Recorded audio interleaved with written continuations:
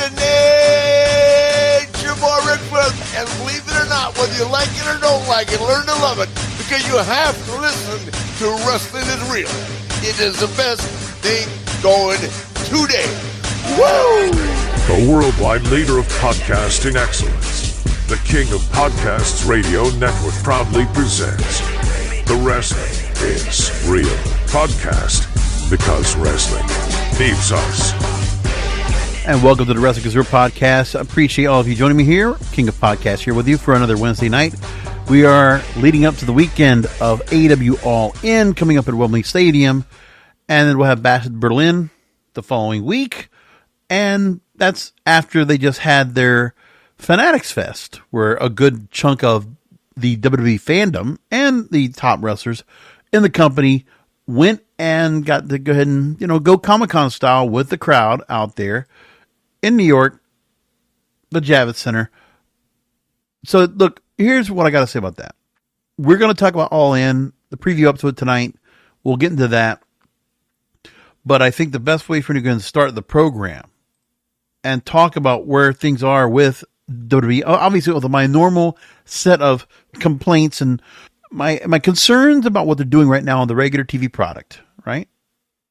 It's not just on Raw. It's SmackDown, NXT as well. Just across the board. So there's a few things that go on tonight, but then the thing is, I had to talk about the fandom. So that Fanatics Fest that we saw, that everybody's been, WWE's been promoting for months, and now it happened. And listen, there's some sweet moments where Ripley is being rushed off by security. She happens to see a young girl that's obviously a fan, and she stops to go and take a selfie, and I give her a couple of hugs, and, really sweet to kind of see that. Besides that, we're seeing other people out there, and, whatever it was, fine. The fans were having to go and see CM Punk out there, Drew McIntyre, and Cody, and all this other stuff that's going on. Pomp and circumstance, great, wonderful, okay. But I must say this, that when I look at what the company is doing right now, if you're going to the shows, like, okay, Raw was in Fort Lauderdale, Amarant Bank Arena, so that's 40 miles from me where I'm at. It's my closest arena that WWE is ever going to go to, okay? Besides American Airlines, or now, Kaseya Center in Miami, all right? So they went to the home of the Panthers, had the event there, and if you wondered why that crowd in Fort Lauderdale was so up and hyper, is because what WWE is doing right now, they are creating the house show environment. And we as TV viewers are watching a house show. That's it. So what the house show gets, that's what everybody else gets.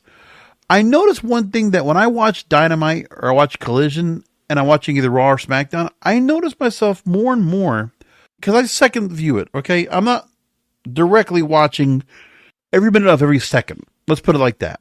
But when I do watch the wrestling shows like I do, what I will do is I catch the matches, I watch them. Like, I'm much more paying attention to the pay-per-views.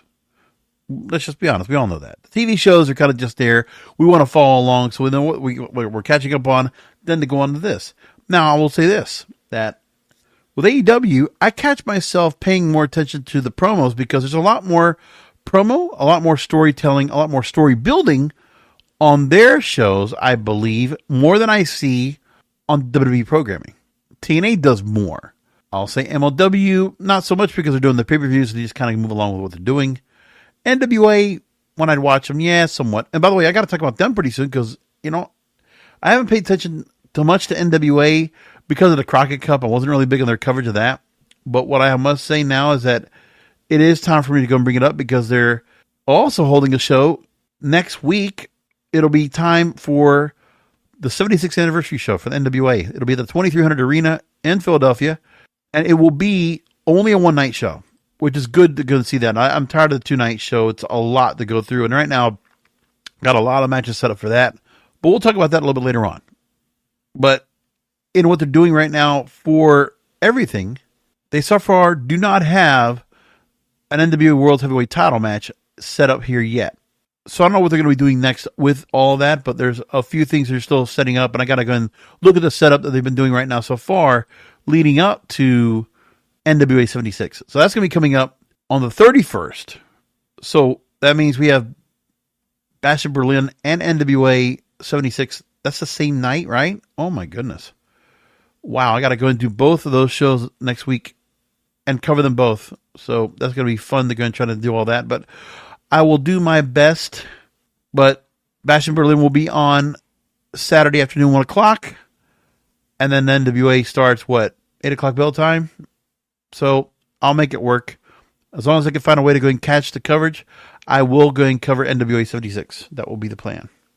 All right. Well, that said, the Sportster put out a story that caught my attention. I'm like, well, I'm going to go ahead and use this right now as the precursor to go on my rant and rave about WWE this week.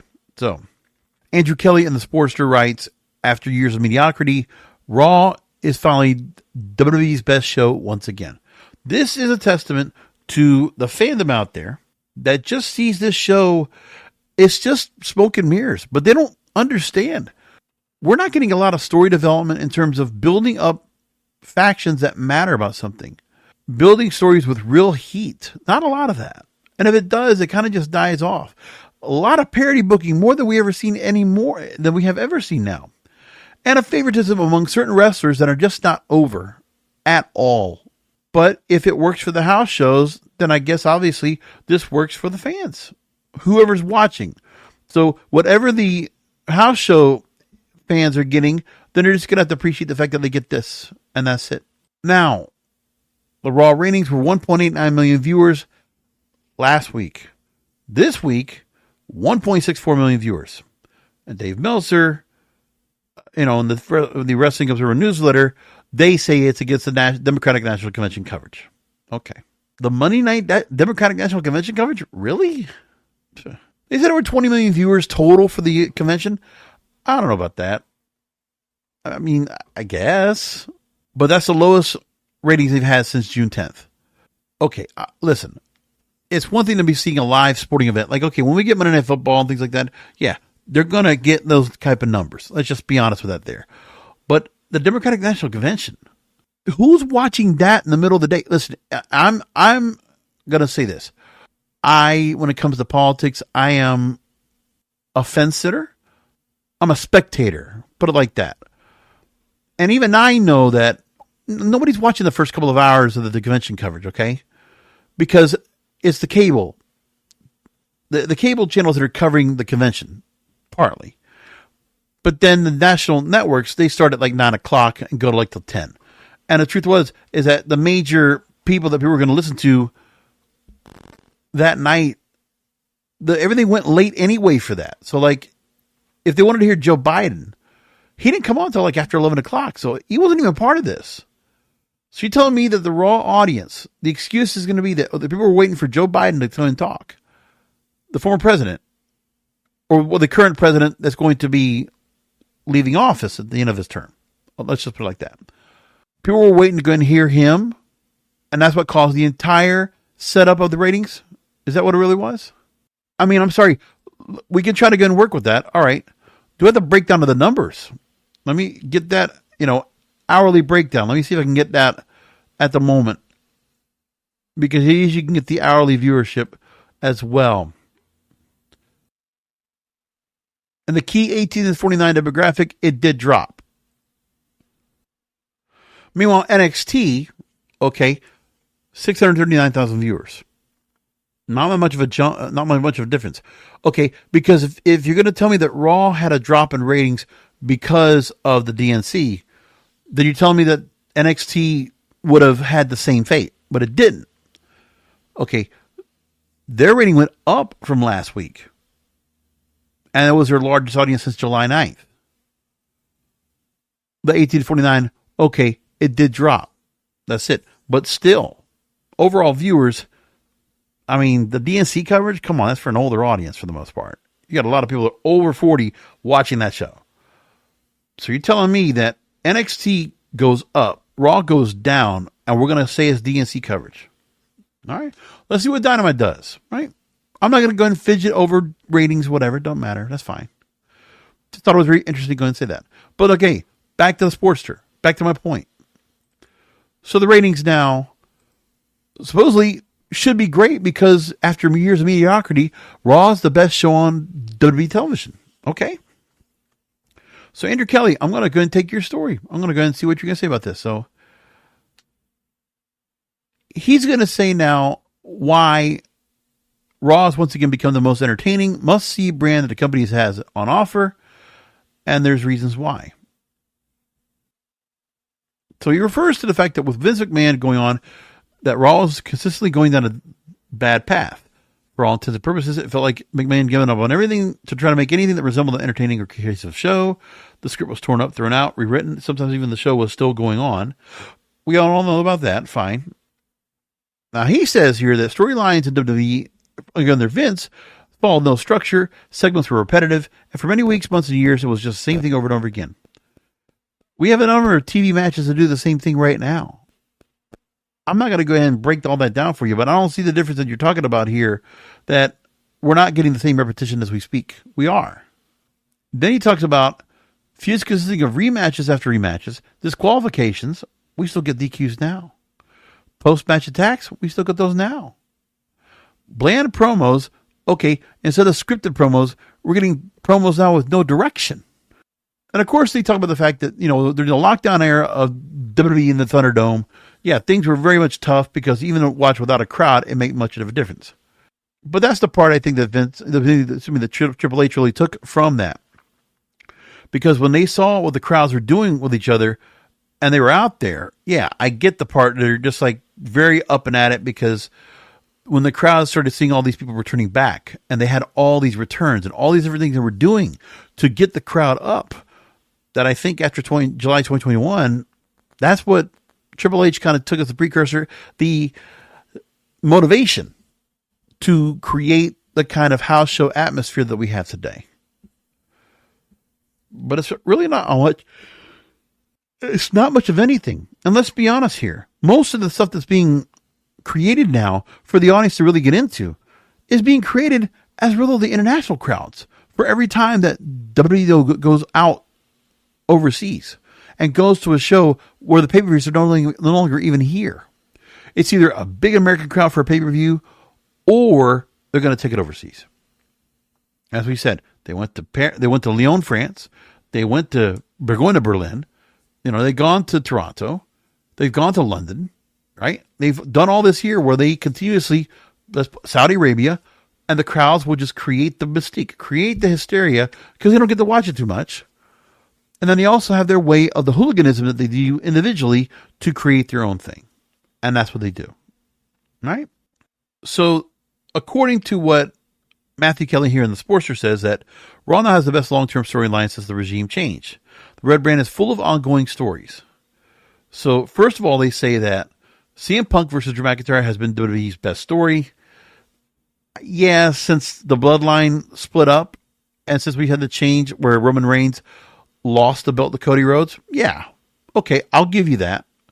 World title has been hot with Seth Rollins, Damian Priest, and Gunther. Yeah, oh no, I disagree with that. And then he's saying that it's important to tune into Raw every week, and the show is always developing. All right, so let's just go on what was going on in Raw this week. That just to kind of like counteract what Matthew Kelly is saying right here. Okay. So the crowd cheering over Gunther and Randy Orton, that's just because this Lauderdale crowd will cheer for anything. They are fair weather fans. If you don't know, the South Florida fans, whether they're Dolphins fans, Panther fans, Hurricane fans, if the Marlins are winning, they are like super gaga over everything. Okay, nobody gave a shit about Lockhart Stadium, which was Drive Pink Stadium, now it's called Chase Stadium, okay? There was a stadium where it was originally the home of the New York Yankees for preseason, or for spring training baseball. And they used to have a stadium over there. And trust me, people, you couldn't, I went there because I used to go and have Florida Atlantic University, my alma mater, football games were held there. And what a shitty toilet of a stadium that it was. But it had some mystique and we had it, and that was our place. But if the team was winning, then they would probably have no problem with getting somebody to go ahead and come out and watch the games. When the Orange Bowl was around, this old, haggard, old lady of a stadium that seats 78,000. What a rickety little stadium. It would shake when we were watching games for the Hurricanes, late 90s, early 2000s. At the end of their championship run, under either Butch Davis or Larry Coker. Okay, I was at those games. Went to those games for 10 years. And people would go to those games when they were winning. Oh, that thing would be rickety and that would be rocking.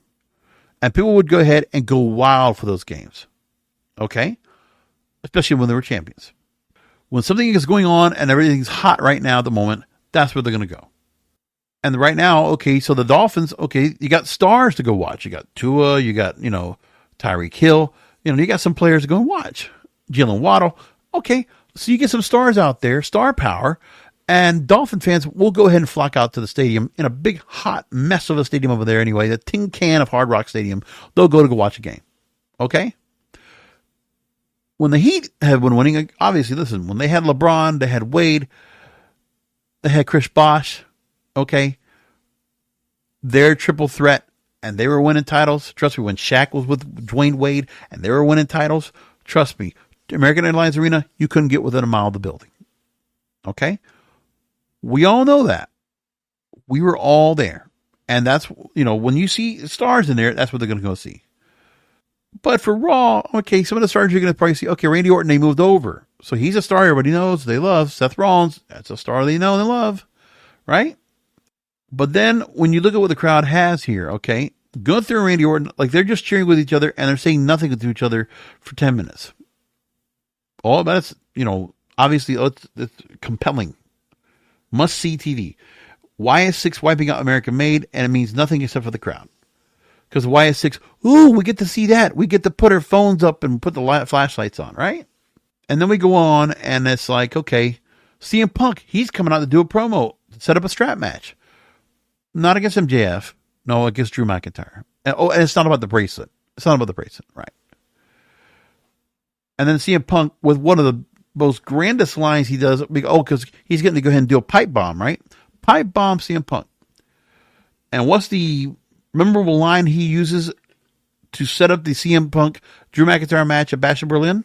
The strap match? He's Taylor Swift for men. He's Taylor Swift for men. I don't know if I like that idea either. Taylor Swift for men. That doesn't make any sense. So we're all Travis Kelce here. I think that might have missed the mark. Ivy Nile along with American Made. Oh, I'm the Pitbull. I'm the Pitbull, right? I heard Vince Russo going off all about that on Legion of Raw. I couldn't help myself. It was just funny he kept saying it. Oh, how about this? Damian Priest and Rhea Ripley, which obviously, listen, there's a bit of obviously the audience here for Auto, we're going to love this. But yeah, what's the name we decided to go ahead and give them? Obviously, just for this mixed tag team match coming up Bash in Berlin, the Terror Twins. And I was thinking, super friends, Wonder Twin powers activate. Form of a bad script. Oh boy. Shape of a remote control clicking this show. I'm sorry. No, I'm just kidding. I kept watching. So yeah, there's the part. There's other things to talk about with NXT, but I'll bring that up in a second. Oh, and SmackDown, the one thing I had to make mention of is that Nia Jax and the celebration was some pretty deadly cringe. With pretty deadly. Okay. Are they just watching MJF's greatest hits? Like MJF did the thing with Chris Jericho, the whole dance number, stanza song sequence. And so we're thinking about that, and we use that for Nia Jax's coronation. Or we use the strap match because CM Punk did a match with MJF in a strap match. I don't know, just thoughts. I'm just trying to think about that. Okay, there's more to it. We'll get to that in a minute. So back to Sportster. Triple H has been the key figure of changing up Raw's dynamic, with the show becoming the best weekly program in wrestling since in 2024. Long-term storylines, weekly plots which play out. Yeah, weekly plots which play out, but mean nothing. Okay? They mean absolutely nothing. Just saying right here. And Final Testament, New Day, and Odyssey Jones, what is it? The New Fusion Collective. What's the name of that group now for Sonya Deville's True? Isn't that something like that? Right? That group against Damage Control, or Like, I guess he's not talking about the TV feuds. He's talking about the pay-per-view feuds. Okay. Because remember, he's not talking about the TV feuds at all. He's not referring to American Made, Wyatt 6, none of that. Notice he doesn't talk about any about these stories. He's referring to Judgment Day, CM Punk versus Drew McIntyre, Rhea Ripley versus Liv Morgan, Gunther's IC title reign. Oh, he doesn't bring up Sami Zayn or Braun Breaker. No. Then, of course, this is the paragraph I was waiting for. The new camera angles, the focus on the crowd, the long shots backstage, the interconnecting storylines, the background Easter eggs, the teases, the more fluent and less scripted promos.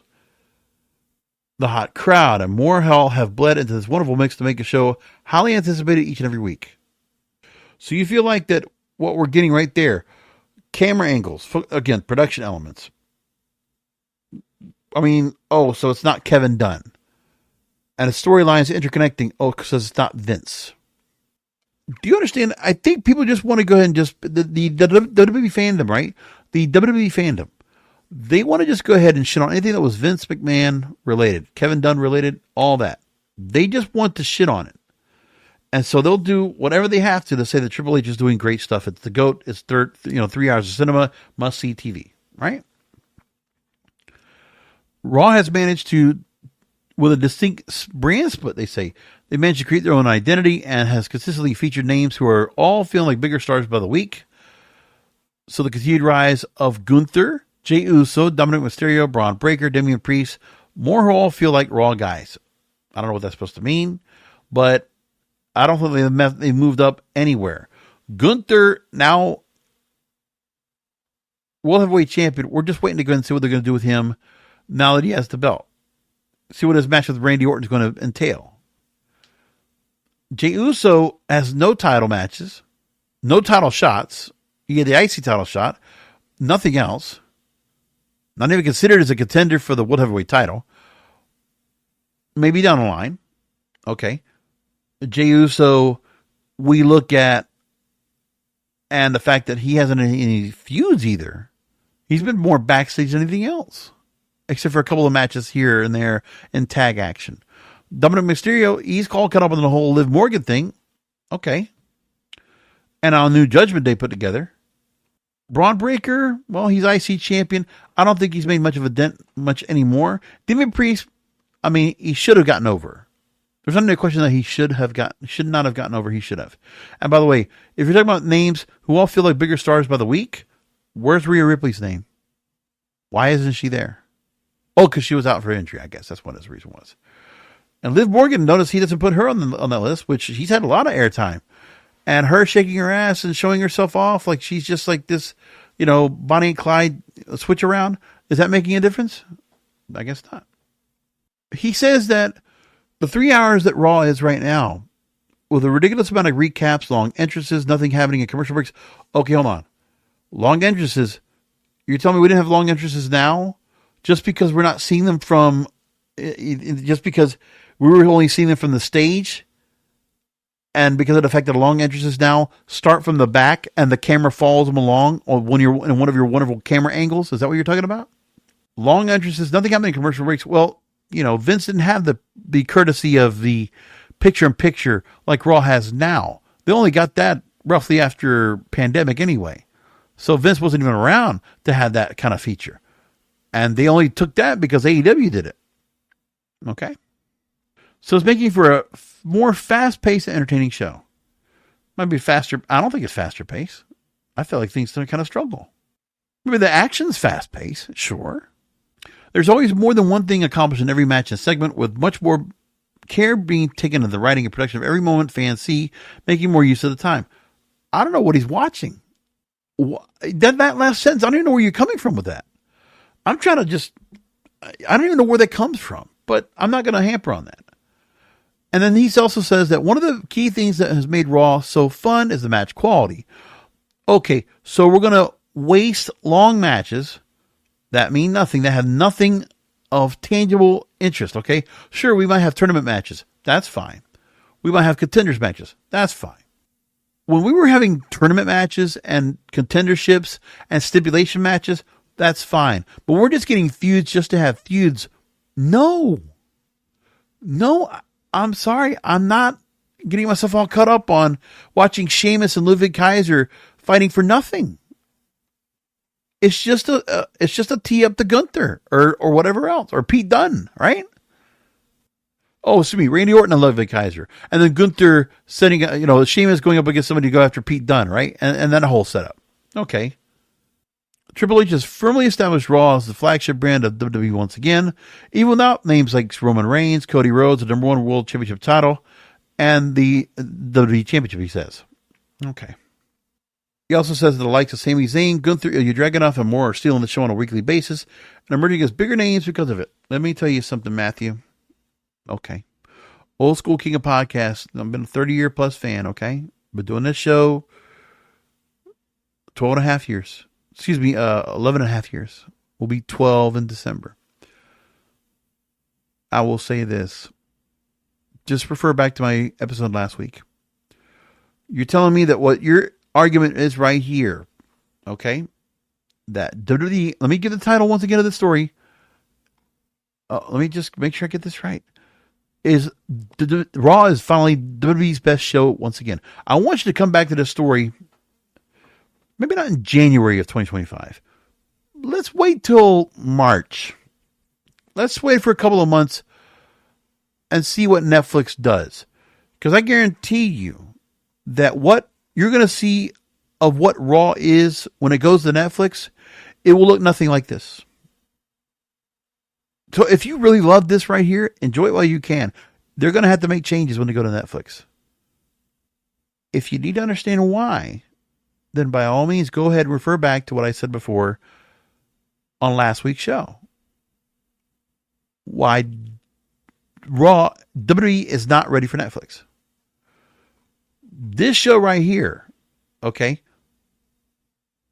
because of the fact that they're going to have to go up against, and the lead up to Netflix, they now have Monday Night Football coming up in 3 weeks. 3 weeks. And by the way, they're going to have a show, they're going to have a game on Monday 2 weeks from now. That will be coming up soon enough. And when that happens, watch out.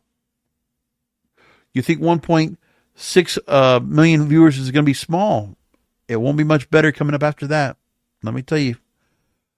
I would be sorely surprised if WWE is able to sustain 1.8 or 1.9 million viewers at all on the level of the show is. But the ratings don't lie. The numbers are telling you something. But now we're going to get to Netflix here, and we're going to see what's going to happen. Let me tell you, man. We're not getting that right now. The DNC convention, the first night of it, you're telling me that the fans were gaga over Hillary Clinton and Joe Biden. And that was the reason we're going to drop off of wrestling to go watch them? I'm not the big politics person I'm going to talk about, okay? I could give a shit. I'm apolitical. But that's the excuse you're going to give me right now. The DNC, that right there is going to be the reason you're going to say, oh, well, that's why Raw had a lower rating. All right. Let's see if it bumps up next week. We'll find out.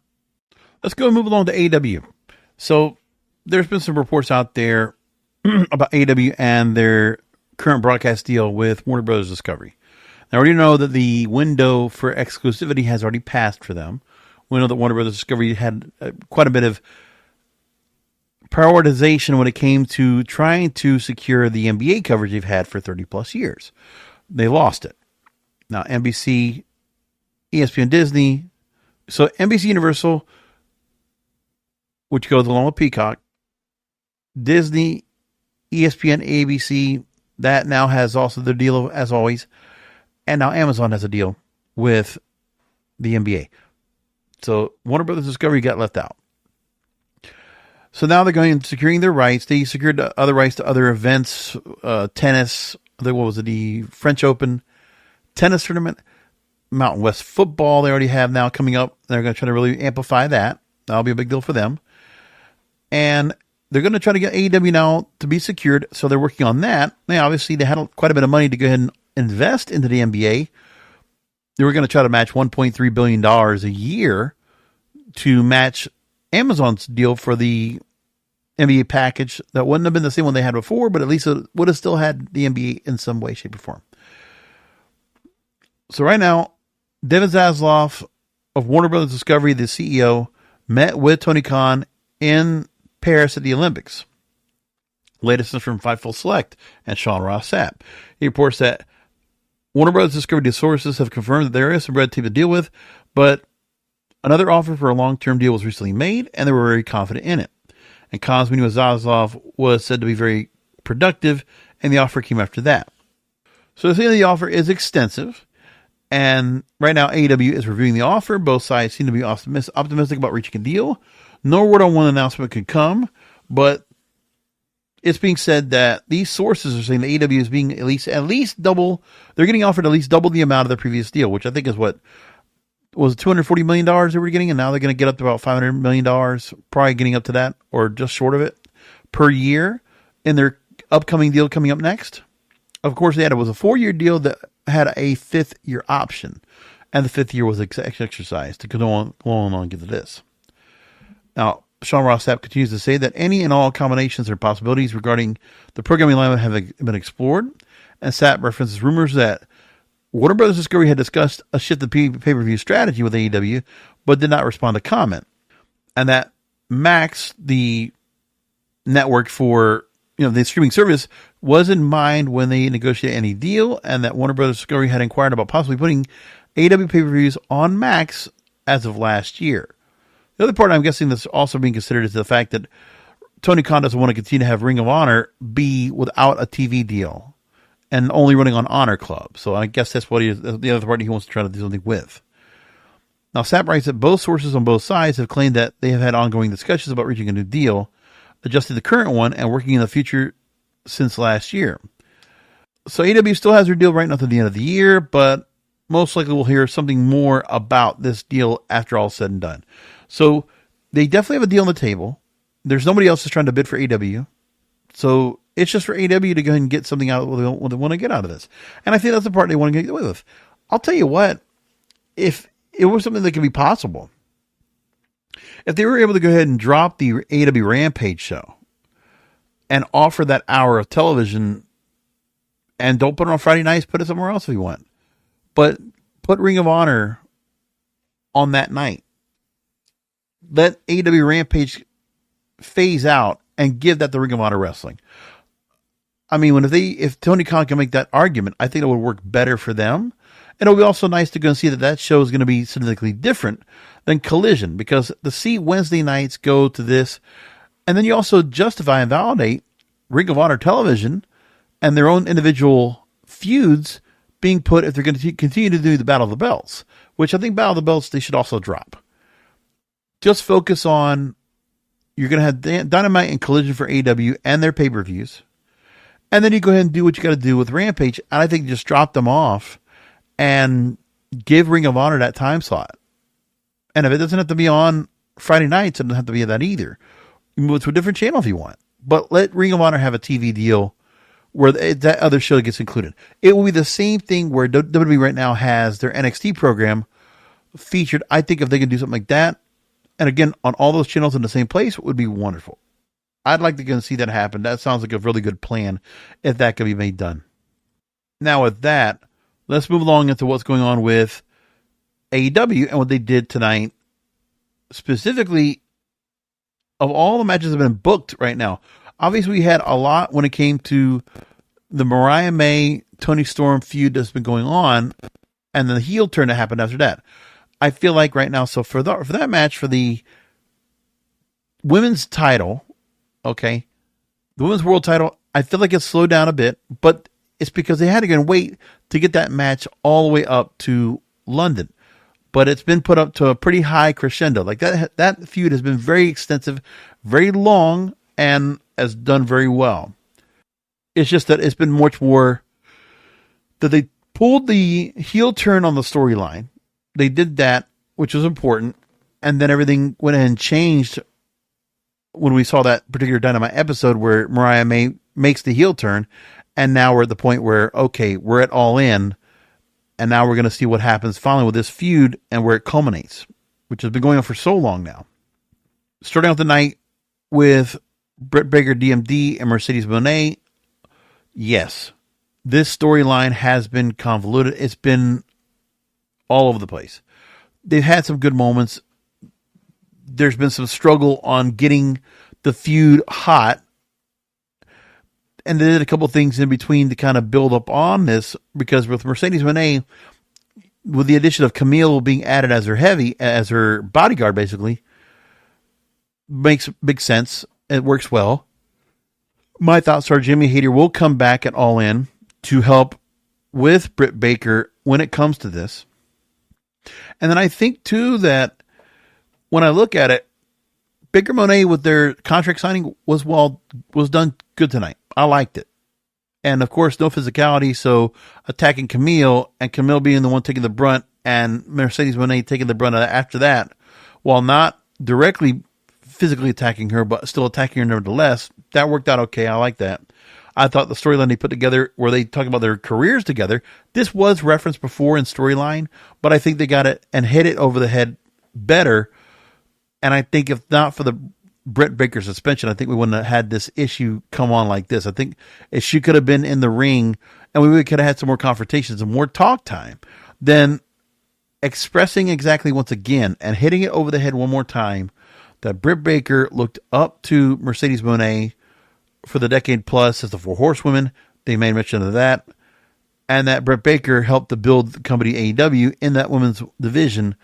And now that Mercedes Moné has now entered into that field. We finally got the build up for that match. It didn't come out great.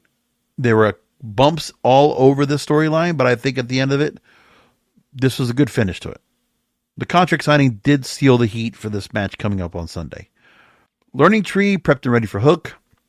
And seeing Dynamite Kid's son, or his Tom Billington out there, they're going to take the match. That's cool.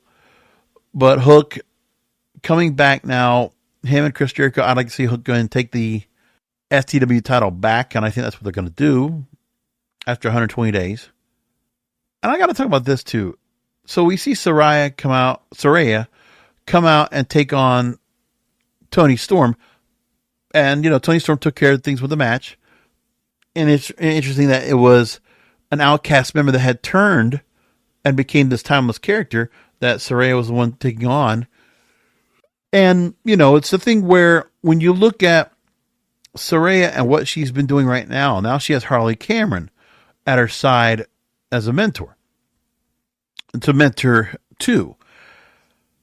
For some of these WWE stars that have come in from other companies, look, the one thing that a lot of the fandom that is WWE, if they're trying to look at AEW, of course, they're not happy with how some of these stars are being booked.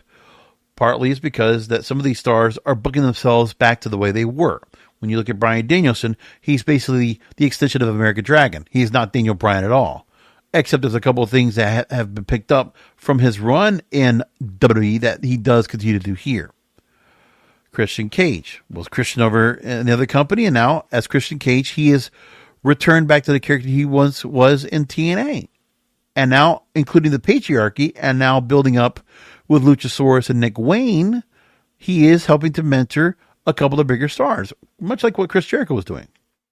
And then we look at Edge now becoming Adam Copeland, and when he comes back, hopefully at some point, his work was to work with younger stars and to kind of work with them just to do things. But right now, he wants to work with younger talent, which he's done a little bit of. But for himself, he also had to go and give that feud with Christian that people really wanted to go ahead and get into and really enjoy, which is what they did, right?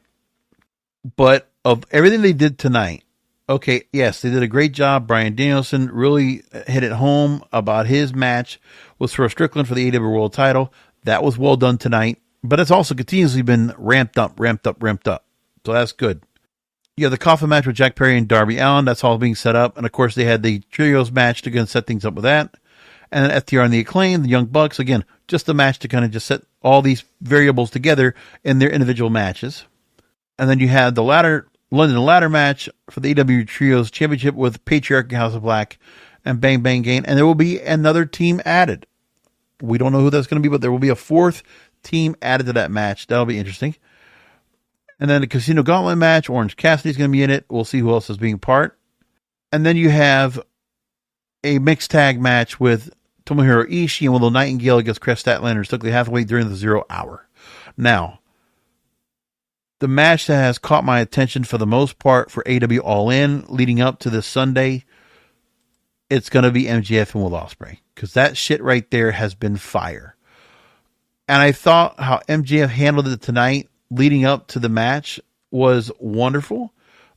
Another great promo with him tonight, really setting things up. Like, it was just some of the stuff they were doing together and what they did to set things up to get this feud up and ready to go has been fantastic. Like, they really are building things up for that feud. And what they did specifically in the match tonight that really did set things up, specifically for the feud, where MJF stayed very calm and reserved. He was not blowing up. But then there was a point where MJF and Will Ospreay, and MJF showed his hand. As they say on commentary, this was the epitome of how well this feud has been going on. And MJF, I think when I look at this feud and I see what him in storyline has been doing with Will Ospreay has great matches. We already know about that. That's not even a question there. I mean, listen, the fact that they started the feud off with MJF and Will Ospreay for the international title, and we had the 58-minute match where MJF wins at the last second, or 59-58, remember? To have the match set up like it was, the change in the American title. Remember, we had the long, great match with them already. So for MJF to have that long match and get the win, that got it out of the way. And Ospreay is coming back to go in revenge. And then all these changes have come along since that match. Excellent. Excellent. And so Will Ospreay is always known for great matches. So no matter if you have a feud or not, you know you're going to get a banger out of Will Ospreay. We already know that part. That goes along with every other match he has ever had. And it's like, bruv, you know, best in this and that. Okay. Aerial Assassin, da-da-da-da. But this feud stepped things up more for Will Ospreay, building him up as a character. You might shit on everything else that AEW does, but let me tell you, the match that Will Ospreay had with Bryan Danielson, and the fact that the Tiger Driver 91 and his reservations about using that move because of what happened to Bryan Danielson as a result, and how it's affected in other matches for Will Ospreay and his connection with the Don Callis family and all of that. Now, MJF is exposed once again, and the way that Will Ospreay was brought in, and that MJF comes in and says he's ruined the company and what he's done, MJF explains it here. What can't be rewritten is how people feel. You have never inspired a single person to want to do this. You want to know who the hell I am? Go all over Europe. Ask them, who is the best wrestler in the world right now? They will say Ospreay.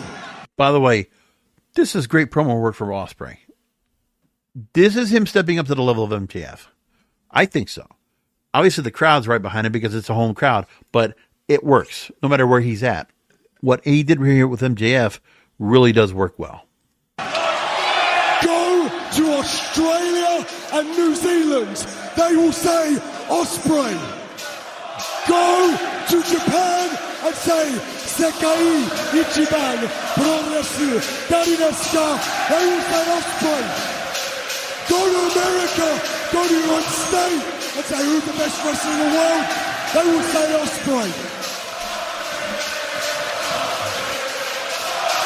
And the crowd, I mean, I wish they could have reserved a little bit of the Olays a bit for a second just to go and continue to let Ospreay go because he's on a run. You want to cheer him, but don't go hooligan on him yet.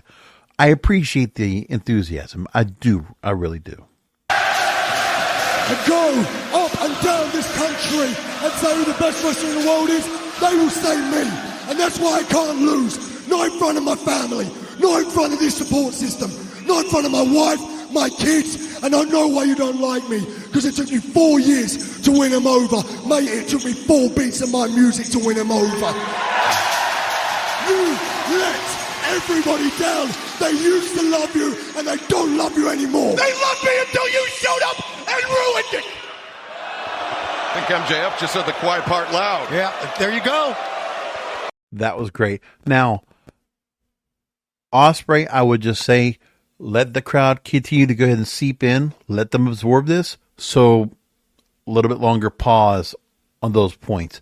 I would have taken just another step, another click longer, just to get it out there, but it's still very well done. And MJF sells and gets to the punchline here, which obviously he says it here, and then it triggers MJF because he said it. Wow. He is jealous. Shut up! Shut the hell up! That says it all right there. Yeah, He stayed calm and reserved the whole time until this point. he's an insecure, petty man. No. You know what, Will? You're right. I could never be like you, man. You're a great human being inside and outside of this ring. You're a role model to fans the world over. You're a great husband. You're a great father. You're a great professional wrestler. In every way, I fell short to be the face of AEW. You've manned up and done it. Congratulations. But then, of course, after that, the beatdown, the Dynamite Diamond Ring, the pull apart, and this shit goes wild. And it looked great. And then we get this part from Bryan Danielson, the Tiger Driver 91. Because we need to get something to be said about this part, because there was this whole thing where MJF has held this over his head, and Renee Paquette goes out and talks to Will Ospreay, who is bloodied in the head. And Bryan Danielson, with the blessing. I saw it. Hey, look at me! Look at me! Do it. I mean it. Do it. He wants the Tiger Driver 91. So that's going to get instituted somewhere in the match. And Will Ospreay now gets the blessing from Bryan Danielson. The final piece of this all together to get this feud set up for this weekend. Fantastic. Okay, look. So are we going to try to compare, with what WWE is doing right now in terms of the long-term storytelling? Okay. Hey, it's apples and oranges to all you people, okay? The fandom can be all pissed off all you want. You don't care about these stars. You don't want them to succeed. Okay? But when I look at the pay-per-view they have coming up right now, all right, let's compare the two. So, Bash in Berlin, we got, and of course, they got other things they got to still build up before they get to that pay-per-view, but it's coming up anyway. But what we already have so far right now, in terms of matches, 4 matches set up. Gunther and Randy Orton for the World Heavyweight title. And by the way, if Orton wins the title, he will be transferred to Raw. Gunther will go to SmackDown. So they'll change because of where the world title is. Cody Rhodes and Kevin Owens for the undisputed WWE Championship. Now, this is not a good comparison because I need to just go back to SummerSlam to compare what matches we had, because All In is going to be about the same size as SummerSlam. Let's just make that a comparison. So the build-up of feuds that they had leading up to SummerSlam versus the feuds that they're having leading up to AEW All In. So Liv Morgan, Rhea Ripley, we had that storyline. Yes, it was long, it was stretched, it fleshed out. We didn't have to wait for Rhea Ripley to come back from injury and for Liv Morgan to go ahead and do the infiltration of Judgment Day to get the Dirty Dom. My problem was I didn't like the way they got to it. I didn't believe Liv Morgan at all leading up to the direction of making the screw job onto Rhea Ripley. I didn't care for that. I didn't believe it was going to happen, but they did it.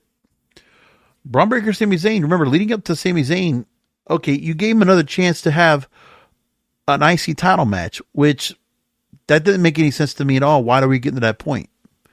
LA Knight had already lost to Logan Paul before for the U.S. title. And then, LA Knight, the feud for this was led up with him harassing and going after Logan Paul to get him to get to another match. And that's it.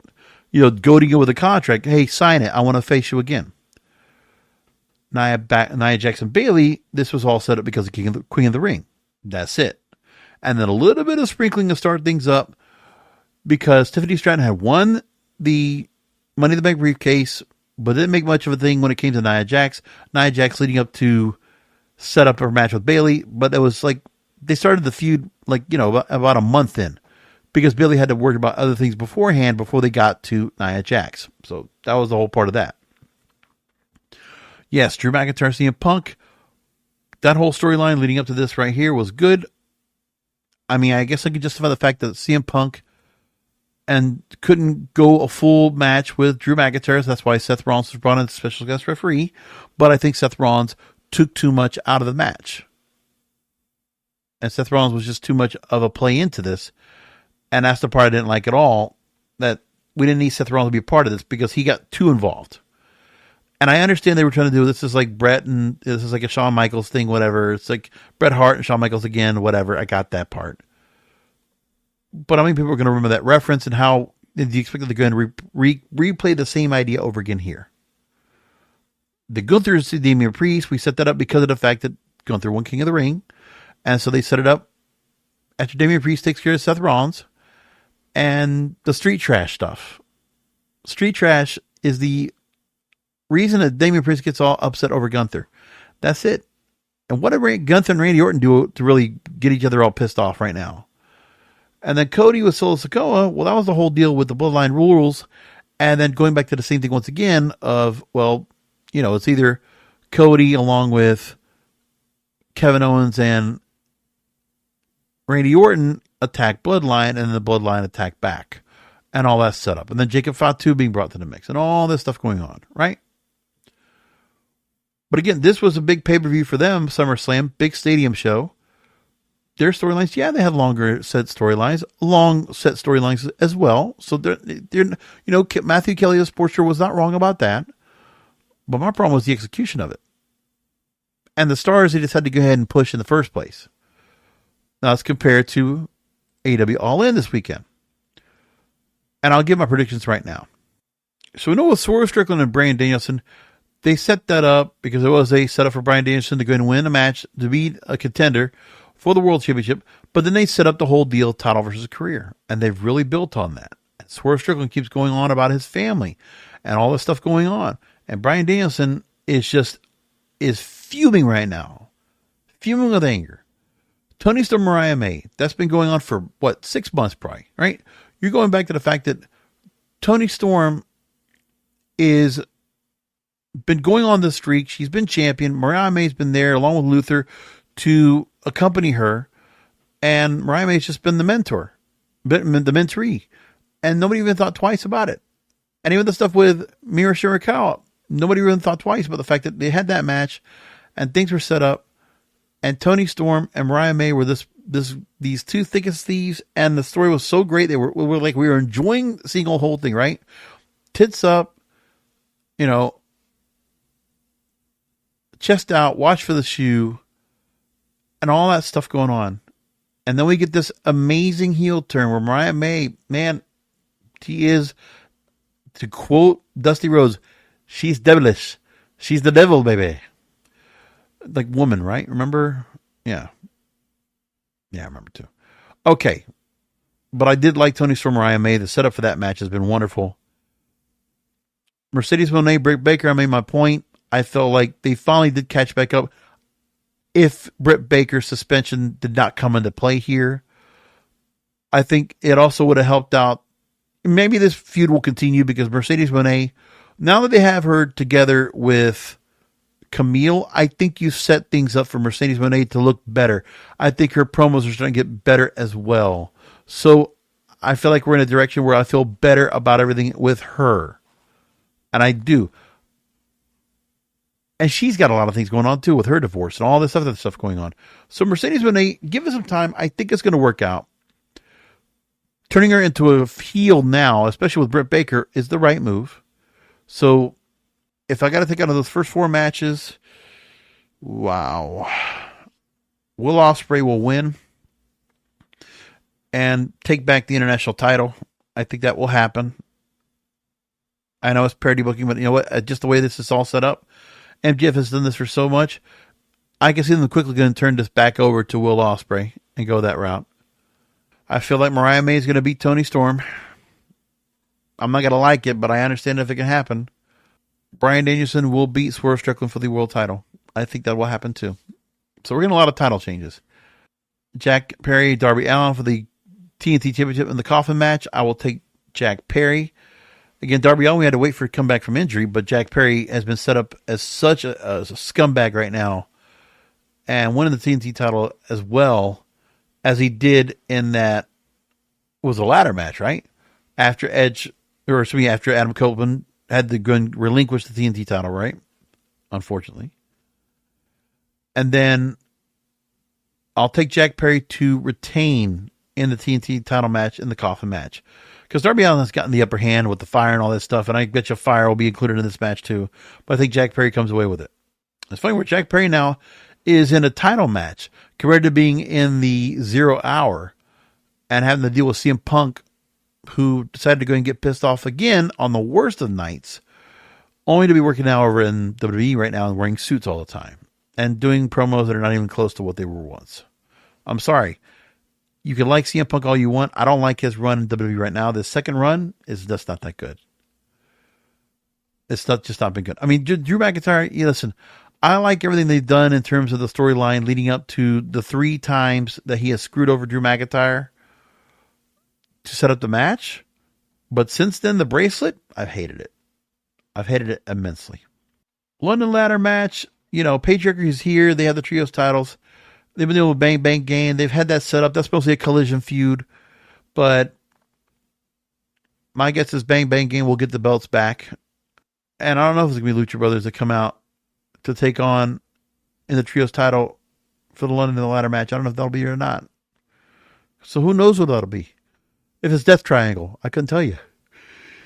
I mean, if Pac and Phoenix and Pentagon can go and work together again and bring back Death Triangle here, then I'll take Death Triangle for the win on the trios title to get those titles back as they should have once again. I'll take Hook to win the FTW title over Chris Jericho. And I think Willow and Tomohiro Ishii will win over Statlander and Stokely Hathaway. That's what I expect for that match too. But as I said right there, even Chris Jericho and Hook have had quite a bit of long feud. Him with Samoa Joe, Hook and Samoa Joe together teaming up, and the learning tree kind of thing going on. People maybe not liking it so much, but I get it. But I still like what Chris Jericho is doing right now. I think what MJF has been doing right now so far as the American champion shows his, his flexibility, his resiliency to go ahead and evolve his character. When he's having a feud with Will Ospreay, he's doing this right here. When he's doing his feud with Adam Cole, he goes a different way. I'm your asshole, right? All these different things. I think he's evolving his character. Moving away from the fact that he's now back to a heel and where he can be right now and what he can do. It just depends on what he wants to do. And that's how I'm going to leave it right there. So this weekend, I will do a pay-per-view recap of All In after it's all said and done. We'll go and catch that right here, kingofpodcasts.com. And then, of course, next week, I got to go and do on Sunday night, Saturday, Bash at Berlin. I got to do that. And NWA 76. Hopefully I'll find both shows and cover them both to take care of it on that next week. So get ready. Post shows this week, next week on the Wrestling Observer Podcast. Come back this Wednesday we'll come back for the post show recap this weekend because wrestling needs us. And enjoy All In.